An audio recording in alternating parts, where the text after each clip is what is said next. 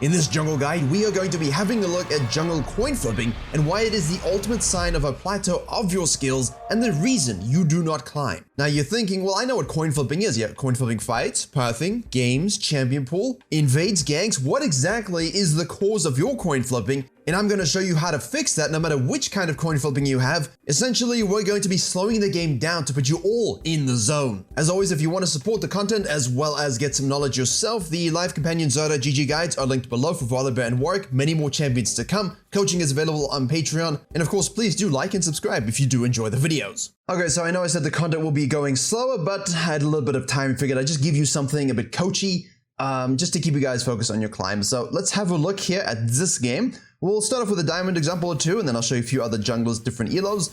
What we're going to have here is a Viego starting on his red, doing a full red side quadrant, and we have a Qiyana doing the exact same thing. All right, now the biggest thing about the meta, as most of you, as I'm sure, noticing, is the non-addiction to full clearing, which is great because I've been saying this since the beginning of the season. 4 camps, 3 camps, 5 camps into action can really control games to the majority of elos outside of like pro play, okay? So yes, full clearing is great, but I'm not talking about coin flip ganking. I'm talking about actual ganks, strategic win conditions that you want to match. Like the Silas here is low, so we force flash for flash here. Is that always worth? I like to think it is if my champion has inherent mobility, which of course Qiyana does. Because that then can be repeated, right? I can repeat and abuse. Now the Silas obviously is pre-chunked. So the Viego's path thing is not exactly the most exquisite, which means even though he wants to sort of transition this to a bot lane gank, it is seen, it is noticed, and they disengage appropriately. We're going to float them back to the crappy, and now you think, okay, we're going to do a blue side. But then you F key and you look at this. Now this is what confuses me about a lot of junglers, is that they just don't go ahead and try and make the play here. We could very safely just go back to our blue side, and we could coin flip the fact that the enemy lane is low and that we want our laner to do the killings. But what if Qiyana comes back in, Silas throws out a nice, Chains of Destiny, and then of course W sucks HP, and your Swain dies because he's got no flash. You coin flip the scenario. So the Viego here is not doing that, which is good. We're gonna, channel, flash, hit it, kill him, and push, deny, and run away. Get some healings because we have some juicy minions to tank some tower shots. Swain takes a little bit back. He does an Uvu emote, and now we fall back to our blue side. In the meantime, our bot lane is just straight up, that's no jungle interaction. They're doing what they're doing. We fall back to the blue side, okay? So let's kind of steamroll a little bit here. We'll fall back. All right. We'll go ahead. Let's have a look at what the Qiyana's doing as well. So he's resetting. He's done a quadrant reset. Now he's going to go top side. And in doing so, it's going to forsake his bottom lane. Should Qiyana decide to show up, but I don't think in this moment she will. So off we go. All right. We have some roamings from the Kale. I mean, top laners tell me we have no impact. And then there's a pre-6 Kale, little close. But I like the idea of using some of her prior from her solo kill to really get back on the map. Viego, in the meantime, is going down, boom, right? That's exactly what we want to do.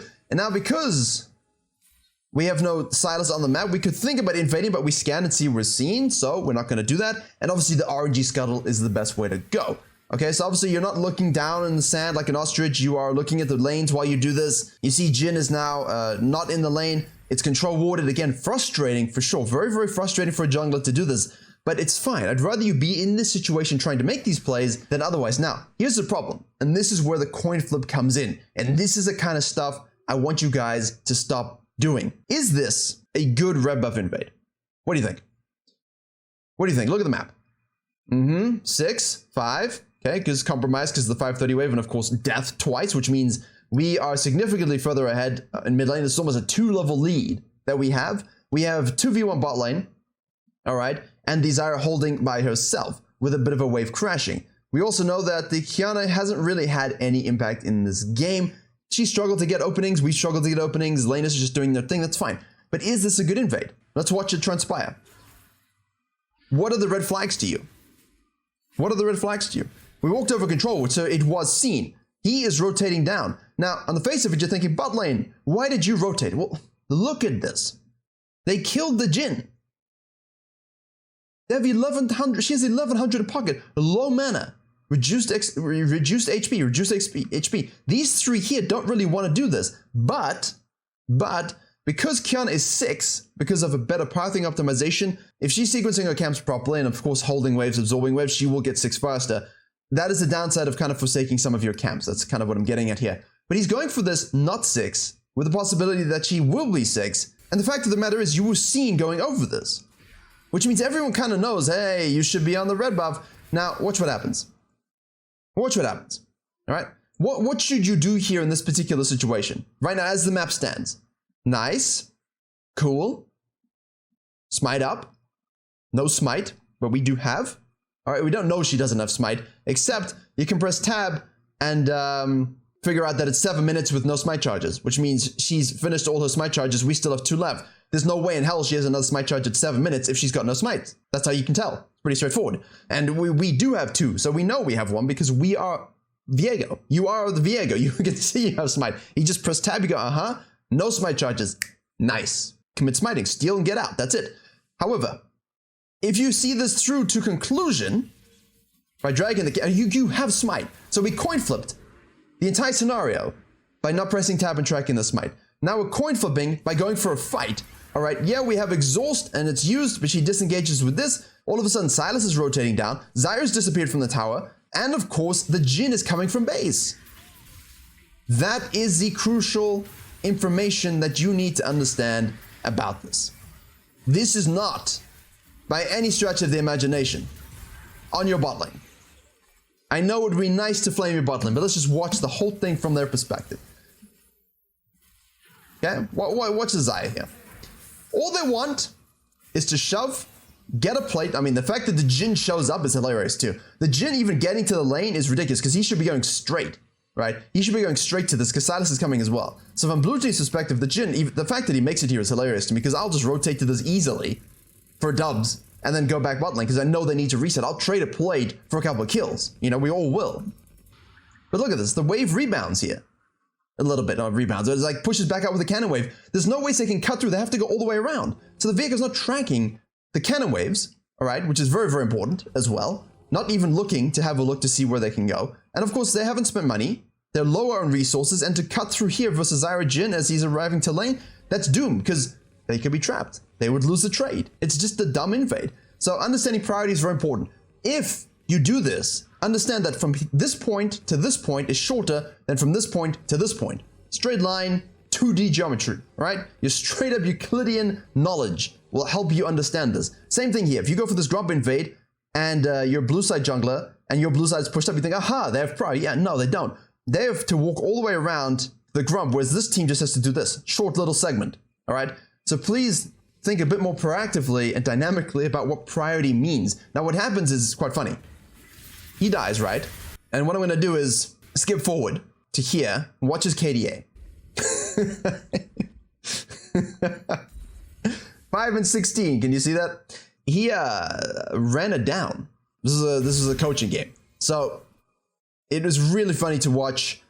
Unfortunately, for me, when you get these nut jobs against you in coaching games, it's very frustrating because, you know, I'm not able to really kind of focus on a lot of what the jungler should be doing and so on. But it is what it is. And, you know, while this wasn't a perfect early game, we got 6 first and we used it. And this was just a really bad coin flip invade. And you have to stop doing that. Right, in this second example, a different Viego, but also Diamond, we're not coin flipping our invades by really not understanding map flow. We're coin flipping the entire map itself because we don't understand the meta and what's required of us. So we went ahead and based it 1 minute, slapped this ward over here against a Lee Sin. Ladies and gentlemen, Lee Sin is not going to be looking to do this kind of stuff, but we saw very briefly here as well show up and there's a whole bunch of shenanigans mid lane. And the reason we're starting on the top side frequently is because it's really a bottom lane meta. There's so many ways to snowball a bottom lane for your bottom lane, but also yourself. So our Viego here is going to go ahead, right? And he's going to start on the bottom side here. Now, he's lost his blue to a Zyra. Now, I don't know anyone who loses their blue to a Zyra. I mean, I wish when I was a Zyra that I'd get the blue, but hey, well, we can't complain. So he affects himself in that way, which is just stupid. It shouldn't happen at all. You can just time it, you know, Darius, Twitch, Zyra plants. You can just either smite if it's really that close to be safe, or you can simply just hold out a little bit. I mean, it's really fine. So what the Viego does here is now full camp, sees a Zoe mid lane super low, and he's almost level 3, which means he can kind of absorb some juicy experience over here. But if you're going to go for this gank, right, obviously if you don't see the Zoe move up to ward and come back down, you know, you can probably assume it's not warded, but I still like the idea of scanning anyway, just to make sure you didn't miss something. You know, be doubly safe. Two-factor authorization, as it were. Which Rice still hasn't gotten down. So he goes here, gets 3, as I said, looks for it, gets put to sleep. We lose the animation. We are able to still get a Q through, plus an auto, and chunk. You know, this is a fine gank. But now what are we doing? Now we are tracking the fact that the Lee Sin started topside and went down. Okay? It's 303 and he still hasn't shown up. Is he here? Is he here and going to the bottom lane? That is what we don't know. And essentially, the Viego isn't thinking about that. He's just thinking, oh, Lee Sin's going down. I'm going to go ahead and steal some Raptors. Why would we be doing this? And of course, the Lee Sin saw the mid lane gank and decided, hey, listen, I'm going to go ahead and sneak in this bush. Let's look at exactly what his pathing was like, because it's pretty obvious, right? Here we go. I'm doing this. I'm not going to reactively path to this because I want to finish my red buff first. There we go. I see the Viego. I'm going to counter gank. Oh, it's kind of obvious. This is the coin flip. You make a suboptimal strategic decision, okay, and then you direct and show where you're going next, and basically say, I hope they don't show up. And it's just so dumb to me, because this happens a lot in Diamond, an absolute lot, and happens a lot in all ranks, obviously. And even if you win this, I don't care. That's results based, all right? You're losing your red. Look at this. Watch his pathing. Where are we going? Well, what is the pathing here? Because you sacrificed all to take the Raptors.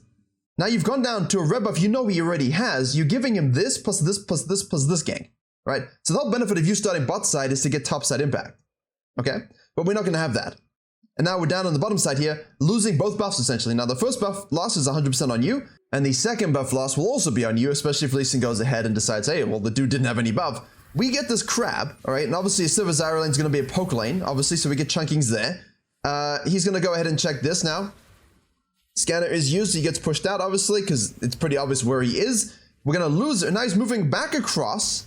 Realizes, okay, that's probably gone, so I better just do my grump again. It's coin flip pathing. It's essentially leading with emotions in every single respect to your jungler. You are just kind of feeling your way through it instead of actually thinking, right, what does enemy jungler want to do? What do I want to do? How do I reconcile these? How do I support the lanes as they are, not as they should be? And how do I prevent the Lee Sin from getting away with it? Now, here the thing is, right, Zoe roams bot lane, gets some kills on the bot side, which is, you know, it's nothing to do with you, but you've really taken yourself out of the picture. I mean, if we draw a slow release, so the Lee Sin shows top lane here for a kill on the Fiora, obviously, as well, which is something we kind of knew was going to happen, right? I mean, I said it, as soon as you do that, this is a potential outcome, and all because you wanted to kind of drive by a Zoe lane gank without your red buff. Is it worth sacrificing this buff for partial Raptor camp and a crab when you could have just 5 camped, taken this,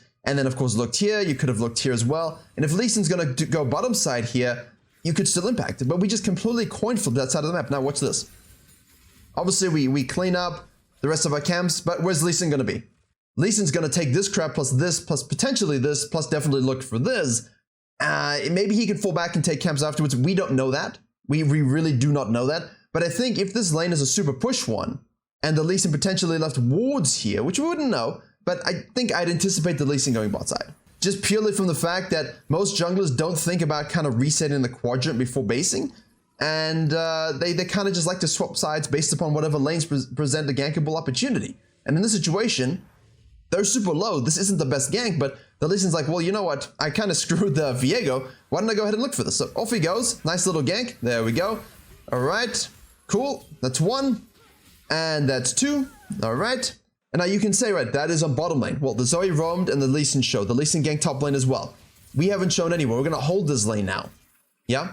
But what are we really doing that's proactive? What are we really doing that helps out ourselves, denies the enemy jungler, and helps out our lanes? Nothing. None of it. At all. And obviously you lose the RNG crab. We see Lee Sin going to the top side. So when you see Lee Sin going to the top side, right, project. Where is he going? Probably this, no? Probably something like this. He could also cut through here. He could also just fall back to his blue side. There's a lot of different things he could do.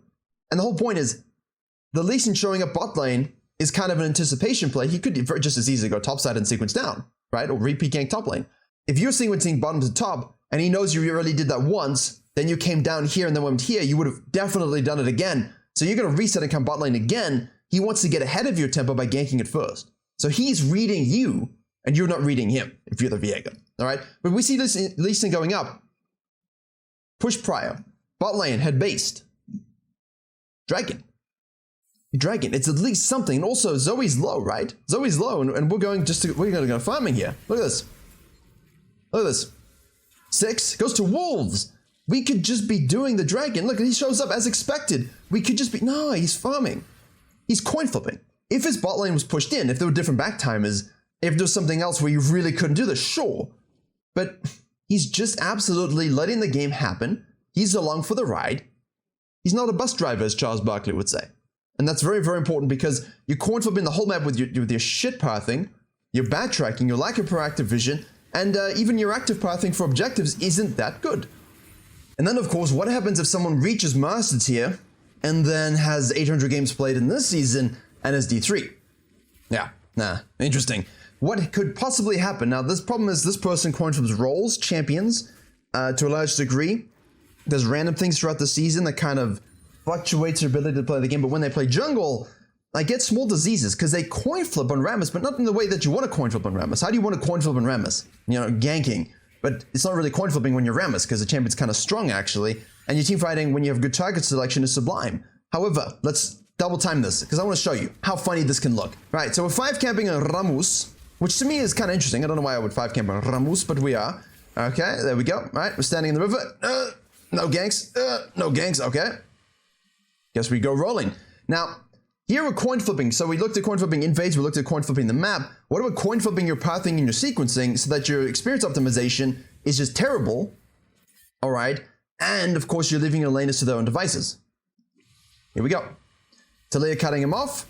We go super mega deep into a minion wave where our team cannot follow without tanking a million minions. So this is 100% coin from Gank. So I guess my title caption was "Don't coin flip your ganks," but I guess he is doing that, isn't he? This is not, you don't want to coin flip your ganks in this sense. You know, when I said you want to coin flip your ganks, I meant you want to kind of pressure the map and try and have successful ganks. Obviously, if it doesn't work out, you will lose to farming junglers. That's essentially what I meant. I did forget when I pre-scouted this that he did this, so I apologize for that misdirection. But as you can see, this is not a good gank.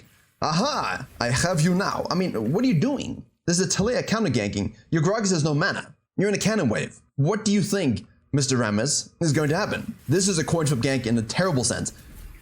Terrible sense. Now, a lot of you are going to go, how is he Master Tier? How is this, you know, no. The ganks, if you've watched any of my ganking videos where I've looked at low elo ganking technique, it is way worse than that. Because at least everyone's hitting their spells. I mean, is it the right decision? No. Is it bad? Yeah, of course. But please, it's really still a case of don't flame those that are higher rank, you know? I mean, it doesn't make any sense to flame upward. Don't flame downward either, because there's a lot of factors, but I mean, just don't flame at all. But you know what I mean. So, of course, here now we go to the wolves, and we set up ourselves with bottom to top sequencing, and our Grump hadn't yet spawned, because that's what...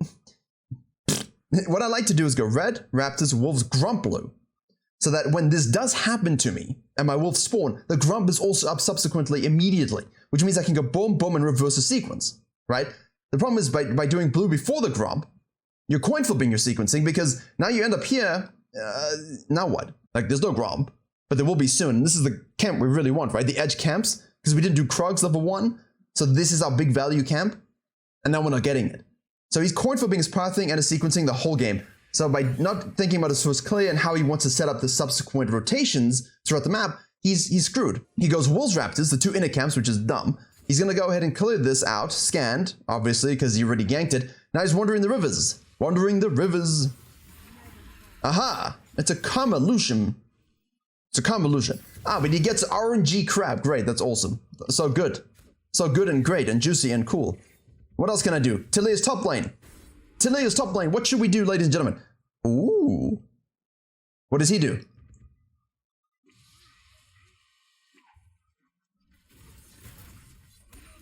What am I watching?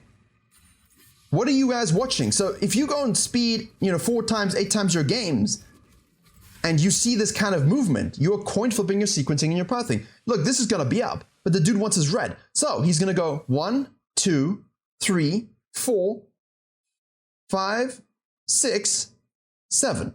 What the spaghetti is this pathing? This is someone who hit master tier. This is someone's D3, D2, 800 games, right? When it works, he wins. Okay, it shouldn't work, but it does, and he wins. When it doesn't work, he loses. The definition of tossing a coin to your Witcher or to your LP gains. And missing this counter jungling is giga huge. If you're a jungler who can solo dragon, missing your counter jungling on the dragon is giga huge because you can always translate that to this, screw this, and then fall back to this, reset, go topside. And now you can of course have this plus this. Yeah? It's good, yeah? This is what I'm trying to avoid when I tell you to not coin flip your pathing, okay? So hopefully you can get a good idea of what I'm talking about. If you look at the advanced jungle pathing video, I talk a lot about this in terms of how to fix it. Because look, he shows up here with the concept of, hey, Taliyah's probably going to be on the bot side, let me show up. But the fact that it doesn't work is good. If it did work, it works, right? It's total randomness. And he actually does end up winning this game. It's got nothing to do with his jungling or his pathing. So to do with the fact that you know, they're Rammus and the team kind of carries him, you know, and he can tank things and he's a tank and that's it. So this is the kind of stuff that I'm talking about here. And I'm going to show you a bunch of examples from some Flexu games I played, because one, it's a 5v5 arena where everyone's communicating and has knowledge of each other, and the jungler really is a great shot caller, and obviously I get to play against a wide variety of ranks from GM to Master to Diamond to Platinum to Gold. I really get the full array of jungle capabilities, and that kind of teaches me a lot about what to focus on in coaching, and especially with the baby now, I don't have that much time to play, which means I need to make sure I'm getting the best example that can inspire content as possible. Okay, in this game we have a Platinum level Volibear, and he's going for a 5 camp into a 6 camp. Not always a fan of the 6 camp with Volley. I think if you look at the bottom lane here, this is definitely something we want to look to abuse and gank. And we're against a Kai'Sa jungle, obviously, so we look and we see, aha! Kai'Sa's here, alright. 16 CS, I press tab, good. I know she got leashed topside, and even if you didn't, you can see in the bottom left, it's quite small for you, but you'll see the red buff and the blue buff. If you hover those in game, it'll be in the top left. You can see which one is more expired and which one is more fresh. So the one that's about to expire is the one she started on. Pretty straightforward. So you'd see red, knowing that went down to the blue side. So if you had just decided, hey, this is an off-meta jungler, it's going to be slower, let me gank this and then fist on the crab because I know she started top side and we're going the same direction, then you could punish it. But of course, what Volibear players and Platinum players do in this elo is they kind of overestimate their strength. And we see here the Kai'Sa obviously recognizes that Volley started top lane, is going bot lane, will not have the ability to fight over this crab, so just doesn't even bother. Goes for the drive-by, chunks it Izzy, and goes for the top crab, okay? Now, of course, this is pushed up. So that's why I like to do this, because it's basically like, well, there's no point fighting this. I might as well just translate and get to the other side. You need to practice avoidance. And of course, we have here, a Vayne gets smurfed on. Volibear goes ahead and takes this. Now, this is the coin flip, right? What would you do if you were Volibear after taking this? Because you just did this, right? And you know she did this, okay? What would you do next? Look for a dive here, look for a dive here in a typical situation, right? In a high elo play. Otherwise, there's not much you can do. The best thing you need to do here is defend your tier 2 Grump and your tier 2 Wolves, because this is going to be pushed out. And of course, at 415 to 422-ish, depending on pilot and champion, you're going to have this here, all right? And what's going to happen is the Volibear instead says, aha, I will counter jungle you now. Ah, it's nothing up. I will counter jungle you now. What the hell am I watching? What is this? And that's also why I start with the control ward, because I get all of this vision. And what you're going to see overlaid on this is a couple examples of this happening many, many times, whether it's a Shyvana, whether it's a Qiyana, whether it's a Viego or a Volibear, it doesn't matter. People walk into my jungle whenever I'm playing anything off meta and have no clue what my clear was. But that's just basic tracking, basic CS tracking, and extrapolation about where they started. So this is what I'm talking about with coin flipping existence, because, you know, why are we even here? We should know what the Kai'Sa did. And that's just not it. All these examples showed you coin flipping certain scenarios in games. Please be active in the way you think about the game. It is the most fundamental aspect of jungling. If a jungler is not actively thinking about the game, from tracking to ganking to win conditions to objectives to map flow to team fighting to win conditions, you will lose, and you will not lose because of any other reason other than yourself. It will feel like it's the laner's fault, as you would have seen in these examples, but at the end of the day, you are the controlling common fact in every single game, and the jungler does have the juicy impact that we all want. If you want to be mindless on an island, go top lane. For more on the best junglers in the game that you need to play to do all these things, click the video in the box in the top right. And if you do want to understand dynamic pathing and how to really adapt your mindset as well as your jungle pathing, click the video in the box in the bottom left.